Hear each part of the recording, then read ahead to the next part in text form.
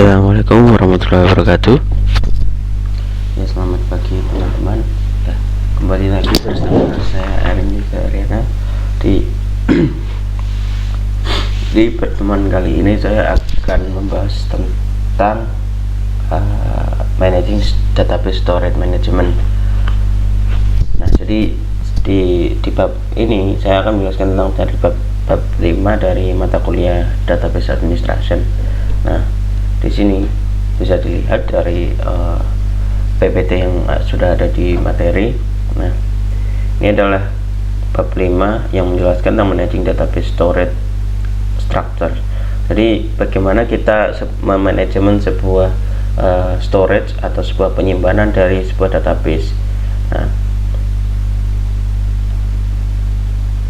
jadi setelah kita mempelajari bab ini, kita diharapkan bisa mengerti dengan poin-poin di bawah ini.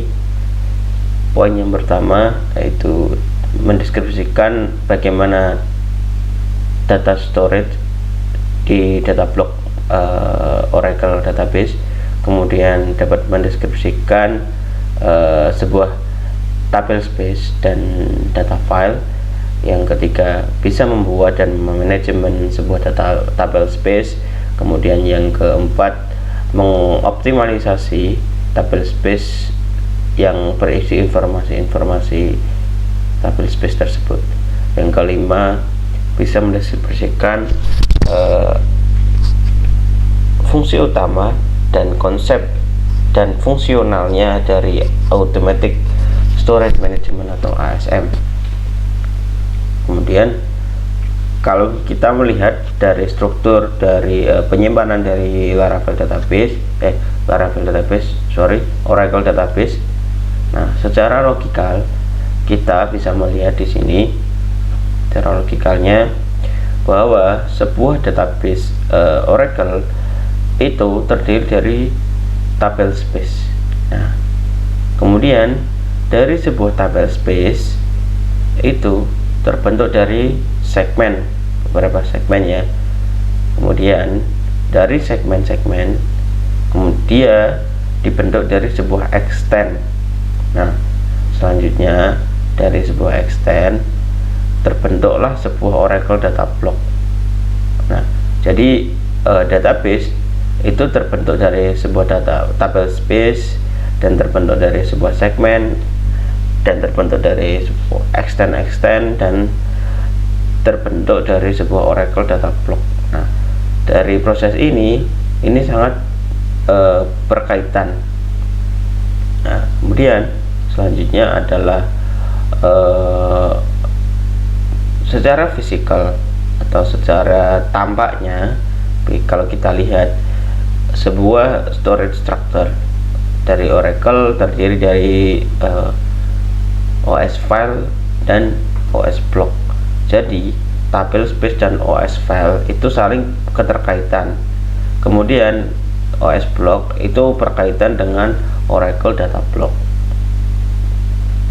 Nah, itu gambaran storage structure dari Oracle database. Kemudian selanjutnya, nah, ini adalah gambaran dari bagaimana sebuah tabel data di dalam penyimpanan. Nah, di sini bisa dilihat tadi penjelasannya tadi. Ini adalah block, ini adalah extend, kemudian yang membentuk ini adalah tabel atau tabel data ya. Kemudian ini ada tabel space dan ini adalah segmen-segmen. Nah, kalau bisa kita lihat di sini tabel space. Tadi kan tabel space itu terbentuk dari beberapa segmen-segmen. Nah, ini tabel space, kemudian ini segmen. Nah, kemudian dari segmen, kalau kita kembali ke ini, terdiri dari beberapa extend. Nah, ini adalah extend row, kalau kita juga bisa melihat ya. Ini extendnya. Kemudian terbentuk dari Oracle data block. Nah, ini adalah Oracle data blocknya. Jadi proses penyimpanannya seperti ini.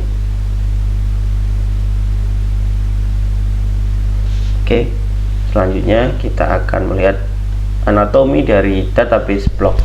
Jadi ketika teman-teman membuat sebuah database, pada awalnya di database block itu tidak selalu terisi penuh, tapi ada beberapa memori atau free space.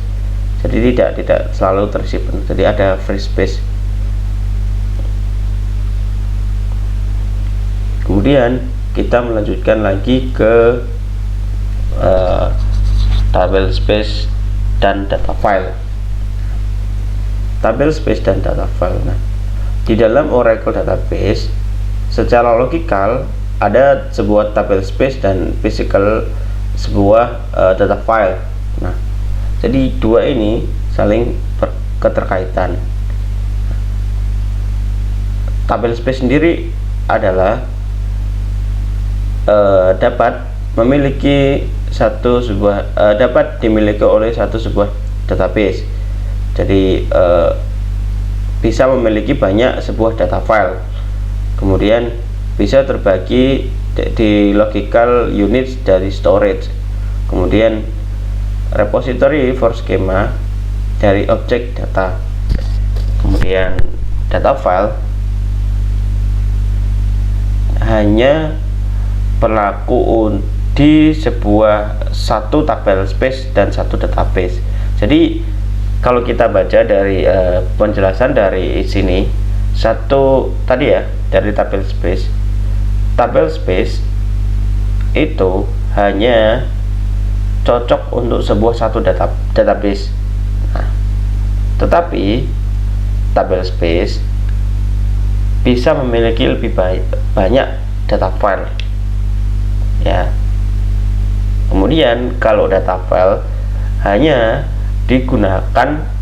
cocok untuk sebuah satu tabel space dan satu database. Jadi itu perbedaan dari tabel space dan data file. Kemudian kita lanjutkan lagi. Nah, kita ada namanya Oracle Managed File atau OMF. Nah, di sini tujuannya ketika kita meng-create database itu otomatis kita juga meng-createkan sebuah tabel space. Nah, itu fungsi dari Oracle Managed File. Nah, jadi ketika membuat sebuah database, di sini kita juga dianjurkan untuk membuat sebuah tabel space dari Oracle Managed File. Nah, di sini terdiri dari beberapa database struktur, yaitu tabel space, redo log file, control file, archive log, blockchain tracking file, flashback log, dan airman backup. Nah, kemudian selanjutnya kita lanjutkan. Nah, selanjutnya gimana kita memanajemen sebuah tabel space? Ya, tadi kan kita sudah mempelajari sedikit pemahaman dari tabel space dan data file. Nah, sekarang kita coba memanajemen sebuah tabel space. Nah, kalau kita lihat dari penjelasan dari bukunya, kita bisa melihat free extend are managed in table space. Jadi kosongkan dan manajemenkan di dalam tabel space. Kemudian gambar digunakan untuk merecord dari free extends. Kemudian kita bit koresponden itu memblok atau grup dari sebuah blok. Kemudian selanjutnya isi dari bit indicate yang kosong atau digunakan dari extend. Kemudian local manage table space direkomendasikan. Nah, kemudian dictionary untuk manajemen sebuah table space kosongkan atau manage data dictionary-nya. Kemudian eh, tetap sebuah tabel space harus diupdate saat saat mengalokasikan atau atau tidak mengalokasikan dari extend tersebut. Kemudian tabel space sangat disupport dari backward compatibility. Nah, kemudian yang selanjutnya ini adalah cara-cara untuk mengeksplor dari storage structure. Nah, nanti setelah ini saya akan mempresentasikan gimana prakteknya dari manage sebuah storage dari Oracle Database. Nah, jadi sebelum kita praktek, kita siapkan dulu dari manage Oracle-nya dulu. Kita buka dulu Oracle-nya. Oke. Di sini sudah disediakan dari Oracle Database-nya.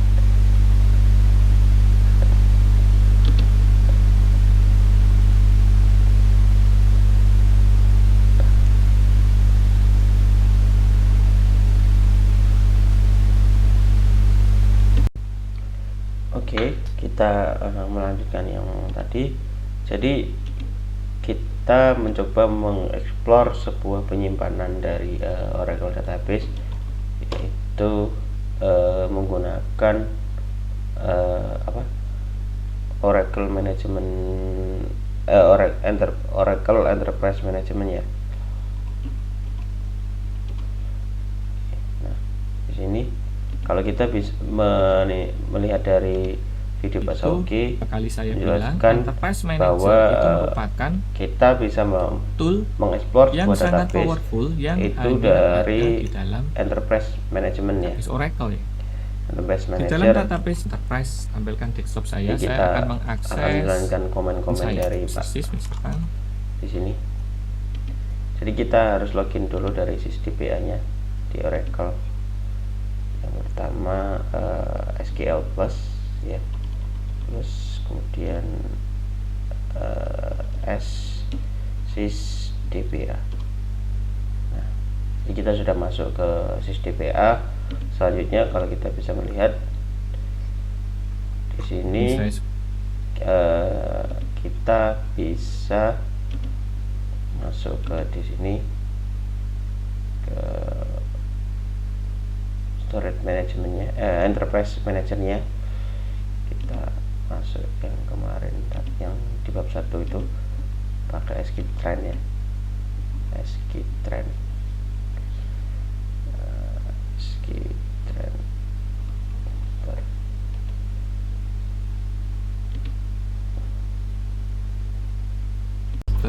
sistem set db ya.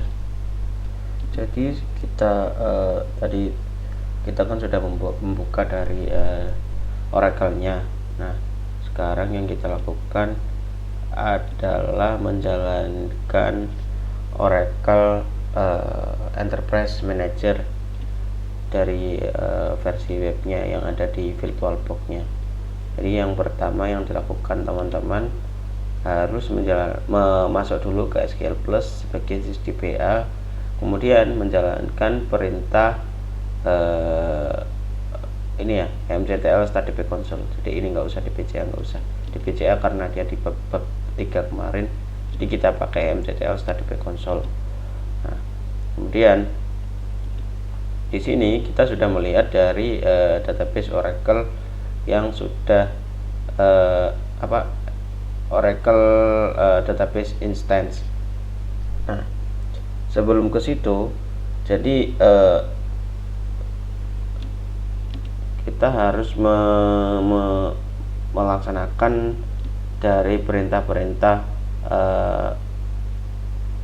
yang ada di bab 4 yaitu instance. Tapi kita coba buat listener dulu dari sini.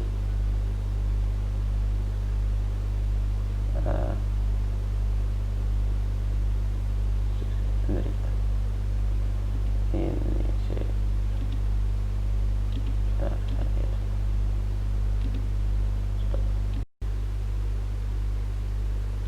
Oke, di sini saya sudah masuk ke Enterprise Manager dan login ke panel dari Oracle Enterprise Manager ya. Nah, ini kalau teman-teman saya loginnya pakai sys karena saya ingin manage dari manage storage ya dari Laravel dari Oracle. Nah, ini dipilih sysdb aja, kita login dulu, kemudian ditunggu loginnya lumayan lama karena koneksinya juga rada kurang stabil. Nah, di sini kalau kita lihat ini hampir sama dari yang dijelaskan oleh Pak Sauki di sini. Jadi ini hampir sama tampilannya dari yang dijelaskan Pak Sauki sendiri di sini. lain. Jadi kalau kita masuk ke tab administration. Nah, kalau di sini perintahnya kita harus masuk ke tab administration. Jadi untuk melihat nah, jadi di bab 4 ini, di bab 5 ini manage storage ini posisinya ada di sini ya. Jadi ada di storage. Kita kalau melihat storage-nya, melihat database konfigurasinya, database schedule dan statistik management, change database, resource manager dan lain-lain. Nah, ini ada di sini semuanya, ada di Oracle, semuanya itu ada di sini. Kemudian selanjutnya tadi kan kita ingin memanage sebuah storage. Nah, itu tidak jauh-jauh dari 4 ini. Jadi kalau kita melihat ini ada control file. Control file itu kita masuk dulu ya. Nah, ini lumayan nah, ini yang ada di bab 1 kemarin. Jadi control file kita itu ada dibeda-bedakan. Ada yang di sini yang di control file 1, control file 2, control file 3. Nah, itu yang ada di control file. Kemudian kalau kita melihat dari PPT Pak Sauki, di bagian storage, ini adalah bagian storage.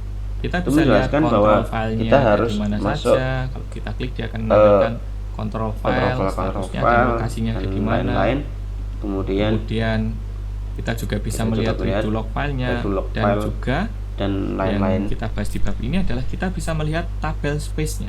Nah, di sini juga yang berhubungan dengan managing data storage, database storage, itu kita melihat sebuah tabel space. Nah, kalau teman-teman pengen memanajemen sebuah tabel space ya, tadi kan itu kita coba masuk ke videonya. Nah, ini ada di sini di praktikumnya. Jadi kita melihat sekali di sini banyak ya tabel space-nya. Di sini ada example, ada sysout, system temp dan undo tsp user. Nah, itu adalah mengeksplor dari struktur storage. Nah, kemudian kita juga bisa membuat sebuah tabel space. Nah, di sini di modulnya kita akan perintah dengan membuat tabel space. Jadi caranya dengan klik tabel space, ada klik create. Nah, di sini kalau kita membuat tabel space, caranya di sini kita create. Nah, namanya misalkan kita buat baru gini, atau kalau berdasarkan dari penjelasan Pak Sauki, dianjurkan tabel space itu harus sesuai dengan nama dari tabelnya. Jadi misalkan kalau kita tabelnya tabel mahasiswa, usahakan misalkan penamaannya TPS mahasiswa semacam ini. Nah, jadi kita supaya kita manage-nya itu gampang, buat tabel space ini tuh untuk mahasiswa seperti itu. Kemudian di sini ada action manajemennya, kita pakai locally atau dictionary tadi. Kemudian tipenya, nah berdasarkan dari penjelasan dari Pak Sauki dari PPT-nya, kalau kita pilih permanen, jadi tabel space-nya ini akan jadi permanen. Nah, jadi ini untuk kita set sebagai permanen. kemudian tabel space-nya jika kita set sebagai temporary, maka kita pakai temporary. Kemudian kalau kita pakai undo retention, jadi kita bisa mengunduh retention dari tabel space-nya. Kemudian kalau kita ngeset ini default tabel space untuk permanen, jadi ketika teman-teman membuat database baru, tabel space-nya nanti akan di set ini defaultnya dari tabel ini. Kalau kemudian untuk temporary, kalau kita pilih ketika teman-teman membuat database baru, jadi default dari tabel space-nya akan di set jadi as temporary dari tabel space tersebut. Kemudian untuk statusnya, kalau read write itu kita bisa membaca dan menuliskan tabel dari SQL-nya. Kemudian kalau read only kita hanya bisa membacanya. Kemudian kalau offline itu tampak ada tabel space-nya, tapi kita tidak bisa melakukan apapun.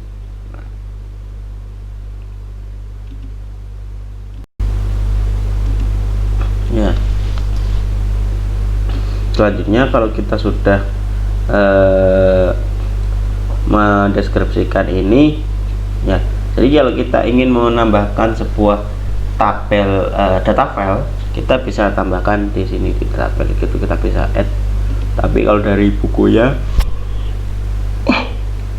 kita tidak dianjurkan untuk membuat data file ya, tapi kita langsung meng-create tabel space-nya. Jadi di sini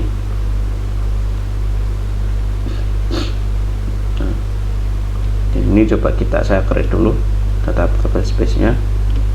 Kalau sudah kita create,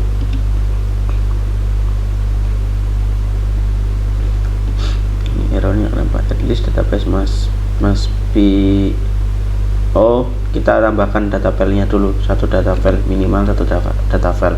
Nah, di sini kita namanya aja df mahasiswa gitu. Nah, kemudian ini ukuran tabel space-nya. Jadi ukuran tabel space-nya, kalau kita kalau sudah ada data file, kita bisa reuse, itu bisa dicentang. Kemudian untuk storage-nya kita pilih automatic aja. Nah, sedangkan untuk jadi untuk data file ini ketika penuh, itu kita bisa menambahkan data file tersebut dengan auto increment-nya, bisa menambahkan sendiri, auto extend sendiri, jadi otomatis dia mengextend sendiri.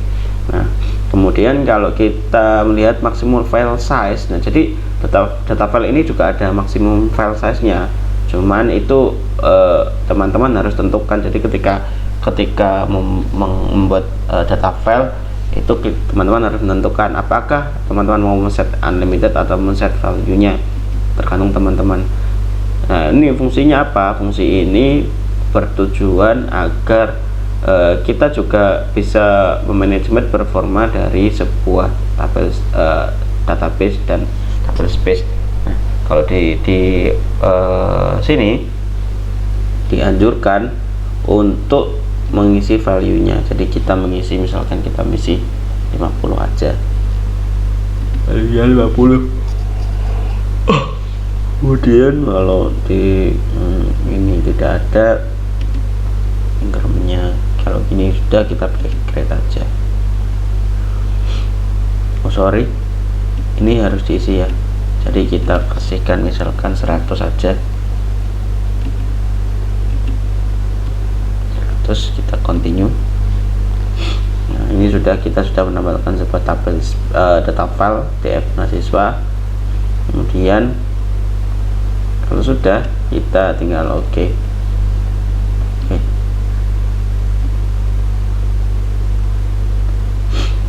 Maksimum file size nya terlalu kebesaran, jadi kita edit dulu.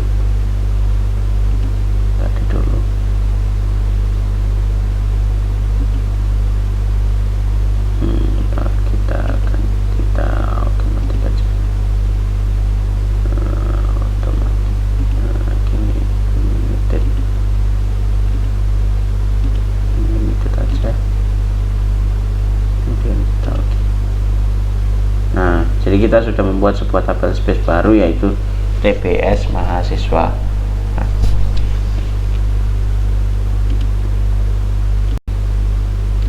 Ya, jadi ini setelah kita membuat sebuah tabel space, itu ada beberapa operasi yang akan kita gunakan dari tabel space tersebut.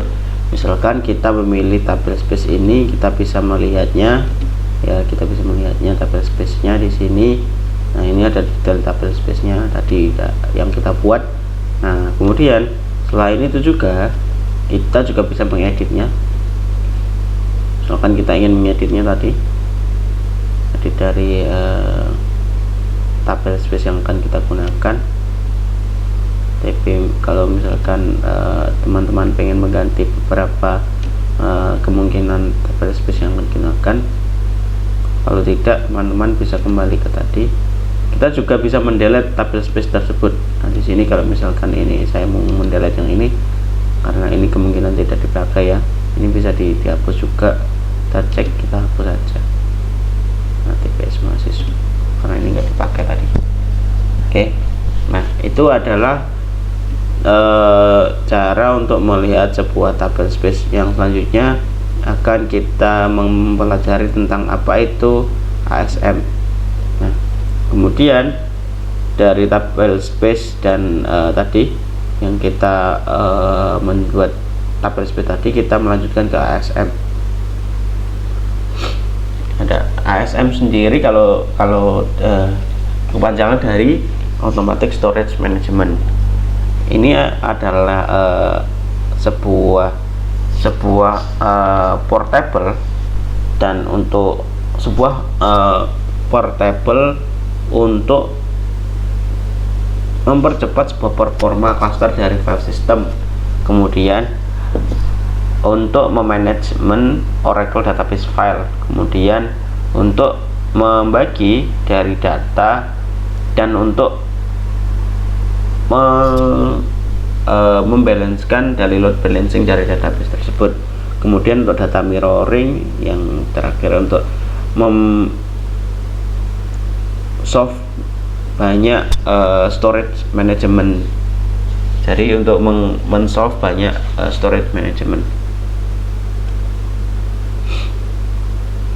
Jadi